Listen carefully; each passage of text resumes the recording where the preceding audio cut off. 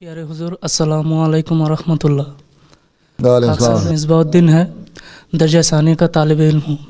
हुजूर मेरा सवाल यह है कि मेरे कुछ गैर जमात रिश्तेदार है, जब भी मैं उनसे अहमदियत के मुताल्लिक कोई बात करना चाहता हूँ तो वो मुंह फेर लेते हैं। इस सिलसिले में मुझे क्या करना चाहिए?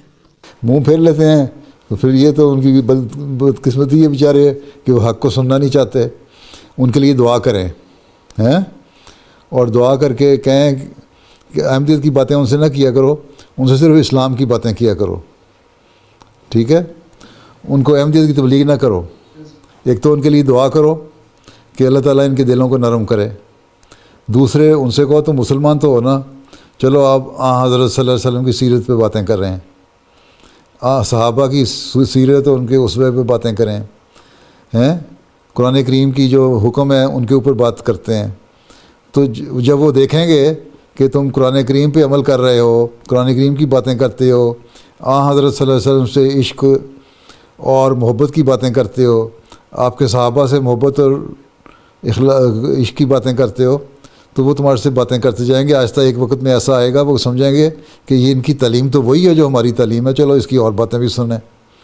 तो फिर वो आहिस्ता आहिस्ता सुन लेंगे। इस पर वक्त लगेगा, लेकिन हर एक काम करने की बात हिकमत होती है। हिकमत से कुरान करीम का भी यही हुक्म है, मौइज़तुल हिकमा का, कि वाज़ करो, हिकमत से वाज़ करो। अगर एक नहीं सुनना चाहता तो उसको दूसरा तरीका इख्तियार करो। ठीक है, तो एक तो ये तो मैंने एक तरीका बता दिया ना, अपने माहौल के हिसाब से और तरीके खुद इख्तियार देखो किस तरह हम इन लोगों को कायल कर सकते हैं। और दूसरा ये कि दुआ में बड़ी ताकत है, दुआ में बड़ा ज़ोर है। इसमें इसके लिए दुआ करोगे तो अल्लाह ताला सब कुदरतें रखने वाला है, वो हर चीज़ का सब कुदरतों को मालिक है। अगर उसके नज़दीक इन लोगों के दिलों में नरमी पैदा होनी है और इनके अंजाम बखैर होने हैं तो वो इनके दिलों को खोल देगा। हमने अपनी कोशिश करते रहना है।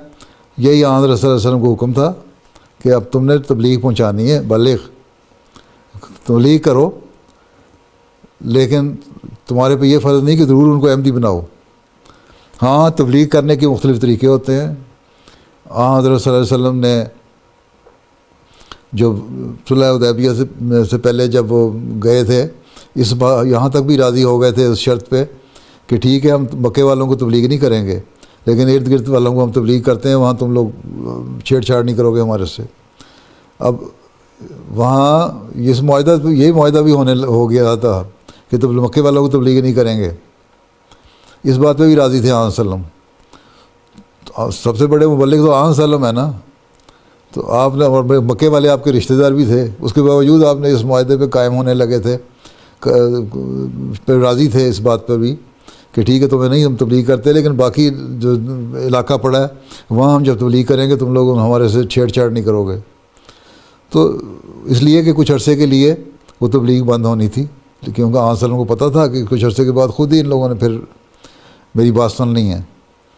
तो कुछ अरसे के लिए अपनी स्ट्रेटजी बदलनी पड़ती है। ज़रूरी नहीं होता कि डायरेक्ट जाके आदमी हमला करके तो कहे तुम मसीह मौद आ गया नहीं मानोगे जहन्नमी हो जाओगे, वो अगला तुम्हारी गर्दन काट देगा, जहन्नमी हो जाओगे, तुम कौन जहन्नम में फेंकने वाले हैं।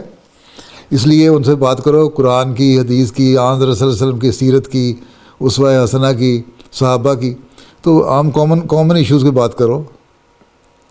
ठीक है, और तो अहले किताब को भी अल्लाह ताला ने यही कहा है ना कि एक बात जो है हम आओ उस मिल सवाइन बैनाना बैनकुम, कि जो हमारे दरमियान कॉमन चीज़ है उस पर बात करते हैं। तो कॉमन चीज़ तो हमारे दरमियान अल्लाह ताला की ज़ात है, आन सल्लम की ज़ात है।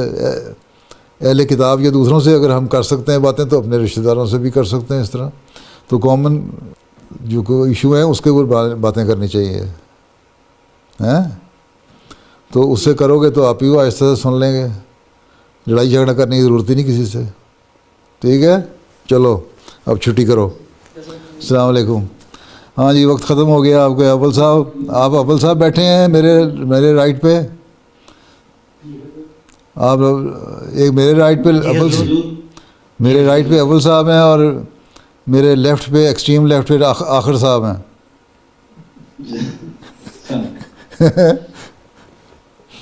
अच्छा,